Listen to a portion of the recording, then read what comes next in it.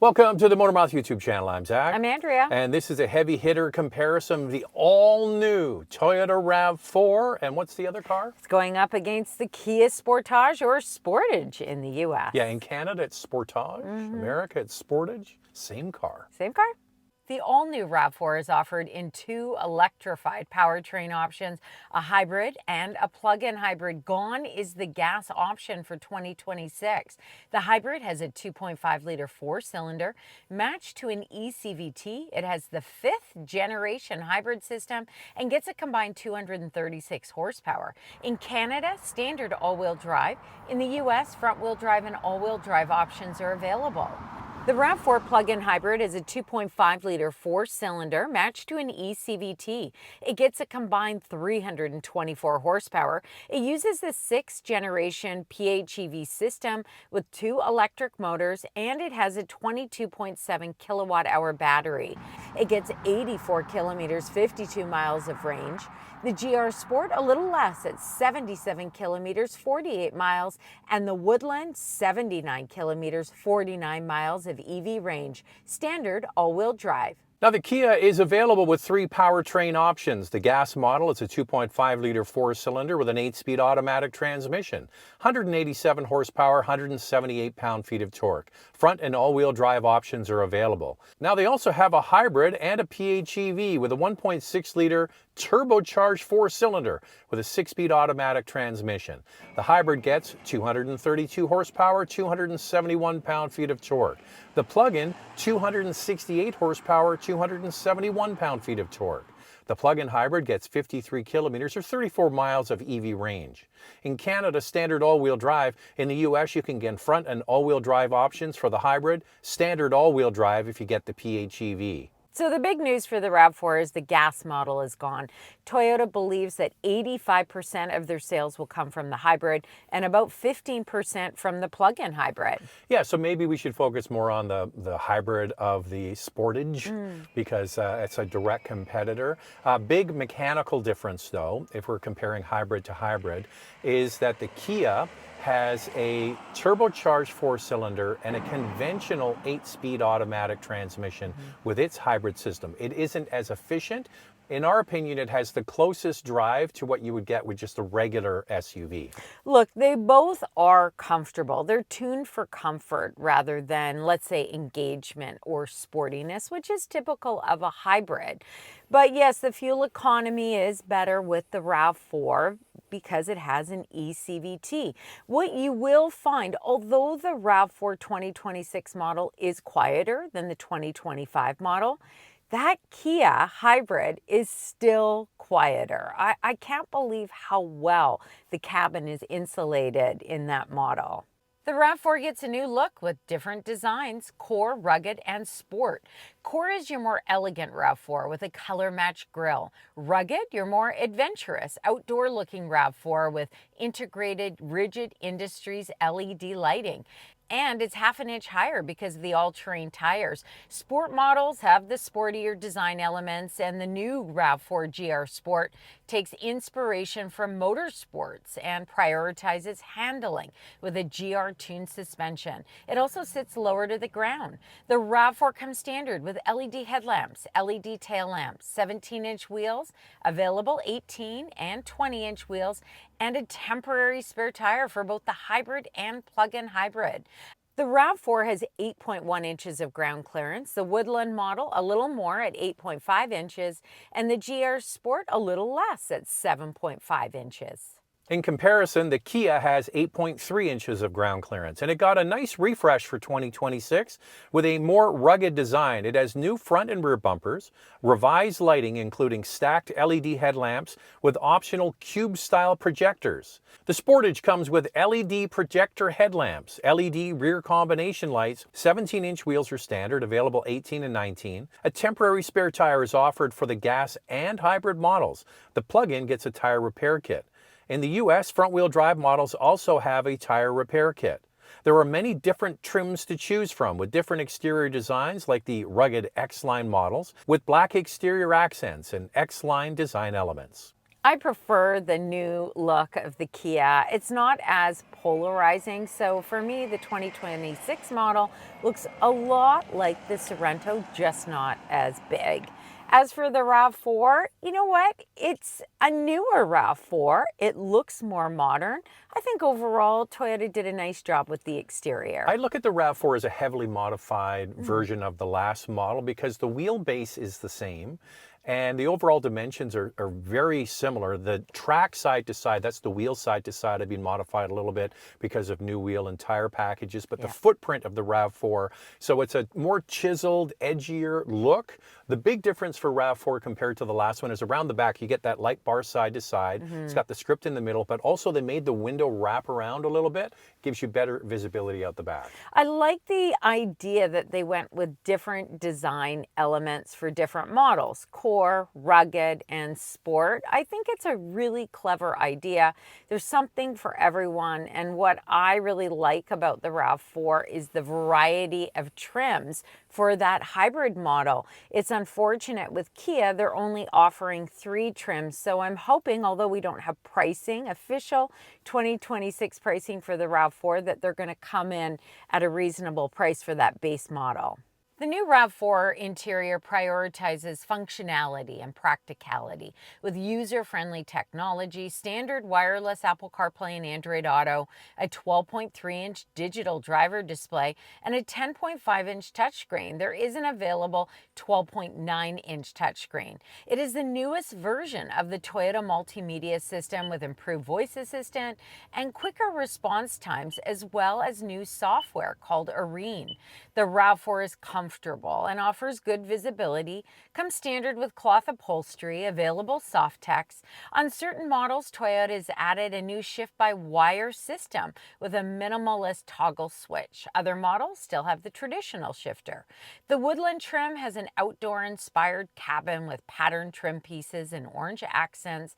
The Sport SE and XSE models have a micro suede and soft text upholstery combo with blue accents, and the GR Sport model adds GR badging, paddle shifters, and aluminum sport pedals and a micro suede combo. The Kia interior has a more upscale feel to the cabin. It's clean and modern looking.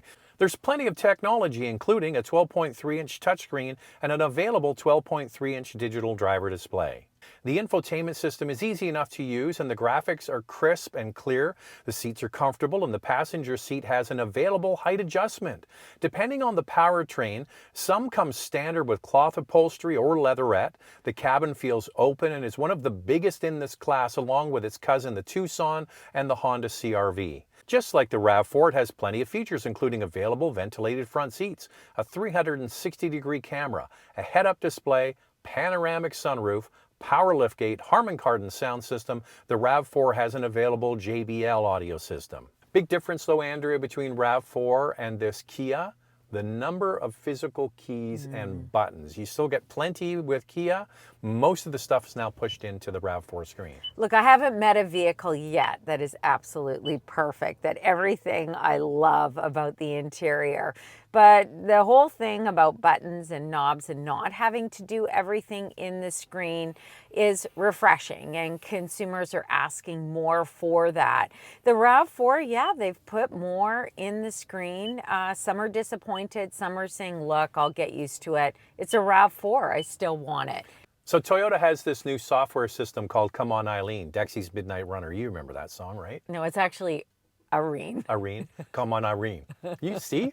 But the one thing I like about it, the graphics look better. I find the current model and all the other Toyotas very bland, flat. Now they've added some color and pizzazz to it, which is good. They still have up and down for temperature control outside of the screen. You can use with gloves on, and a volume knob, but everything else is in the screen. And Kia, the opposite. And compared to the RAV4, the Kia comes standard with a 4.2-inch digital driver display, standard 12.3-inch digital driver display for the RAV4.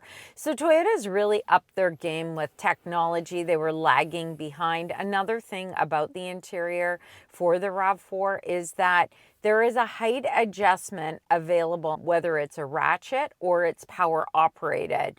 With the Kia, the base model is four-way manual. There is no ratchet system, there is an available power version. Yeah. But we're pushing hard, people, and all the reviews we do to get that ratchet thing, even on the base model. So thumbs up to Toyota for adding that. The Sportage is larger than the RAV4. It offers almost half an inch more front row legroom and an extra 3.5 inches of second row legroom. Cargo space behind the second row is about the same between the two, but overall cargo space is a little bit bigger in the Sportage. So the RAV4 will go on sale in the new year, and that's when they're going to introduce the 2026 pricing. All we can go off is the current 25 pricing. We put all of the numbers on the screen for Canada and the US, hybrid and plug-in hybrid. Pause and have a look and guess what the new numbers will be. Here's the 2026 pricing for the Kia. We've got it all on the screen, Canada and the US, gas, hybrid, and plug-in hybrid.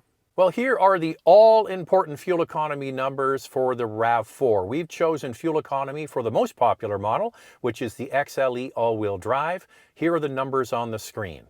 For the plug-in hybrid, here are the fuel economy numbers, both when the battery is charged and when the battery is depleted. This new plug-in will charge from 10 to 80% in approximately 35 minutes. With a level 2 charger, it'll take 2 to 3.5 hours, depending on the size of the onboard charger. It has a J1772 charging port, available CCS1. Here are the fuel economy numbers for the Kia. We've got gas, hybrid, and plug-in hybrid. The Sportage plug-in hybrid comes with a 7.2 kilowatt onboard charger.